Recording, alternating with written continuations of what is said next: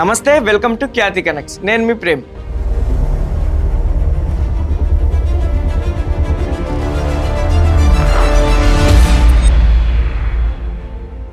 రాజకీయాల్లో నాయకులు ఒకరిపై ఒకరు విమర్శలు చేసుకోవడం సర్వసాధారణం. కానీ ఒక అధికార పార్టీ ఎమ్మెల్యే సాక్షాత్తు ఒక ఎంపీ పక్కన కూర్చొని మీడియా సమావేశం పెట్టి దళిత ప్రజాప్రతినిధులంటే మీకు ఎందుకంత చులకన, మీడియా ఎందుకు పక్షపాతంతో వ్యవహరిస్తుంది, పక్క నియోజకవర్గాల్లో మా సొంత పార్టీ వాళ్ళే దారుణంగా దోపిడీ చేస్తుంటే మీ పెన్నులు ఎందుకు మోగబోయాయి అని మీడియా ముఖం మీదే డైరెక్ట్ గా నిలదీస్తే ఆ ఇంపాక్ట్ ఎలా ఉంటుందో ఇప్పుడు చిత్తూరు జిల్లా రాజకీయాల్లో స్పష్టంగా కనిపిస్తుంది. GD Nellore TDP MLA VM Thomas చేసిన ఈ సంచలన వ్యాఖ్యలు ఇప్పుడు అధికార పార్టీలో పెను ప్రకంపనలు సృష్టిస్తున్నాయి. అసలు థామస్ అంతలా ఎందుకు ఫైర్ అయ్యారు?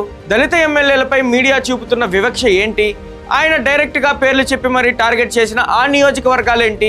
ఈ వీడియోలో క్లియర్ గా అనాలిసిస్ చేద్దాం. జీడి నెల్లూరు ఎమ్మెల్యే థామస్ ప్రకృతి సంపదను పెద్ద ఎత్తున చెన్నైకి తరలిస్తూ దోపిడీ చేస్తున్నారని గత కొద్ది రోజులుగా కొన్ని పత్రికల్లో వరుస కథనాలు వస్తున్నాయి. దీనిపై క్లారిటీ ఇవ్వడానికి చిత్తూరు ఎంపీ దుర్గా ప్రసాద్ తో కలిసి థామస్ ప్రెస్ మీట్ పెట్టారు. తాను ఎలాంటి తప్పు చేయలేదని, తనపై వస్తున్న ఆరోపణల్లో ఏమాత్రం నిజం లేదని ఖండించారు. అక్కడితో ఆగకుండా మీడియా వ్యవహరిస్తున్న తీరుపై ఆయన తీవ్ర స్థాయికి వెళ్లారు. సమాజంలో దళిత వర్గాలకు ప్రాధాన్యం వహిస్తున్న తమపై మీడియా ఉద్దేశపూర్వకంగా వివక్ష చూపుతుందని ఆయన ఓపెన్ గా ఆవేదన వ్యక్తం చేశారు. మేము దళితులం కాబట్టే మమ్మల్ని టార్గెట్ చేస్తున్నారా? మా నియోజకవర్గాల్లో ఏదైనా చిన్న అవసరం కోసం ఒక ట్రాక్టర్ తో మట్టి తోలుకుంటే చాలు ప్రకృతి సంపదను దోచేస్తున్నారు, కొండలు మింగేస్తున్నారు అంటూ పెద్ద పెద్ద అక్షరాలతో కథనాలు రాస్తున్నారు. దళిత ఎమ్మెల్యేలంటే ఎందుకంత చులకన అని థామస్ సంధించిన ఈ ప్రశ్న అక్కడున్న మీడియా ప్రతినిధులను సైతం సైలెంట్ చేసింది. తన నియోజకవర్గంలో అసలు పెద్ద దోపిడీ ఏమీ జరగట్లేదని చెప్పిన థామస్ అసలు ఎక్కడ దోపిడీ జరుగుతుందో, ఎవరు చేస్తున్నారో సాక్ష్యాలతో సహా మీడియా ముందు కుండబద్దలు కొట్టారు.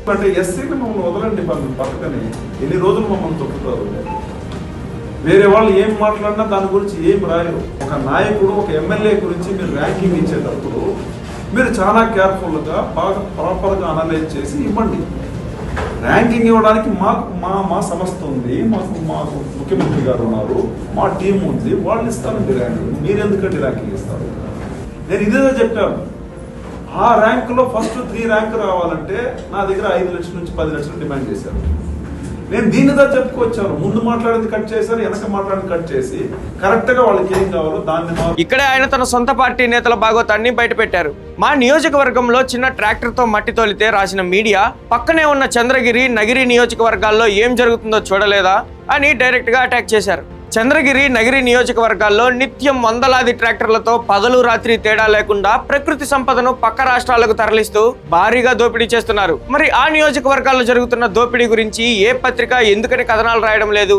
ఆ దోపిడీ మీకు కనిపించడం లేదా అని థామస్ మీడియాను కడిగి పారేశారు. ఈ మాటలు విన్న రాజకీయ వర్గాల మైండ్ బ్లాక్ అయిపోయింది. ఎందుకంటే చంద్రగిరి మరియు నగిరి 2 నియోజకవర్గాల్లోనూ ఉన్నది టీడీపీ ఎమ్మెల్యేలే.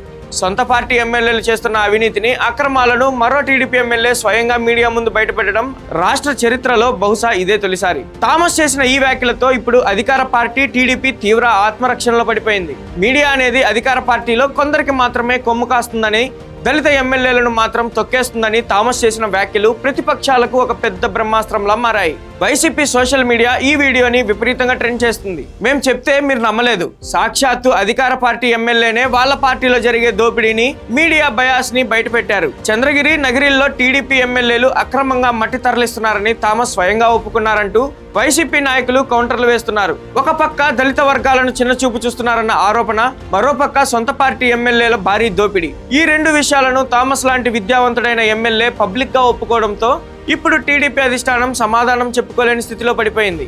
రాజకీయాల్లో చాలా మంది తమ తప్పులను కప్పిపుచ్చుకోవడానికి ఎదుటి వారిపై బురద జల్లుతారు. కానీ థామస్ ఇక్కడ ఏకంగా సిస్టమ్ ని, మీడియాను, తన సొంత పార్టీలో జరుగుతున్న తప్పులను ఒకేసారి పాయింట్అవుట్ చేశారు. దళిత ఎమ్మెల్యేలపై మీడియా చూపిస్తున్న వివక్షను ఆయన ధైర్యంగా ప్రశ్నించిన తీరుకి ఒక వర్గం నుంచి భారీ మద్దతు లభిస్తుంది. అలాగే చంద్రగిరి, నగిరిలో జరుగుతున్న దోపిడీని బయటపెట్టి ఆయన పెద్ద రిస్కే చేశారు. ఈ ఓపెన్ కామెంట్స్ పై పార్టీ అధిష్టానం ఎలా స్పందిస్తుంది? మీడియా థామస్ కి క్షమాపణ చెప్తుందా, లేదా చంద్రగిరి, నగిరి నియోజకవర్గాల్లో జరుగుతున్న ప్రకృతి సంపద దోపిడీపై ప్రభుత్వం యాక్షన్ తీసుకుంటుందా అన్నది ఇప్పుడు ఏపీ రాజకీయాల్లో అతిపెద్ద సస్పెన్స్. థామస్ చేసిన ఈ సంచలన వ్యాఖ్యలపై మీ అభిప్రాయం ఏంటి? ఆయన చెప్పినట్లు మీడియా నిజంగానే పక్షపాతంతో వ్యవహరిస్తుందా? కింద కామెంట్స్ లో మీ అభిప్రాయాన్ని తెలపండి. ఈ వీడియో నచ్చితే లైక్ చేయండి, మన ఛానల్ని సబ్స్క్రైబ్ చేసుకోండి. మరో సంచలన రాజకీయ విశ్లేషణతో మళ్ళీ కలుద్దాం. జై హింద్.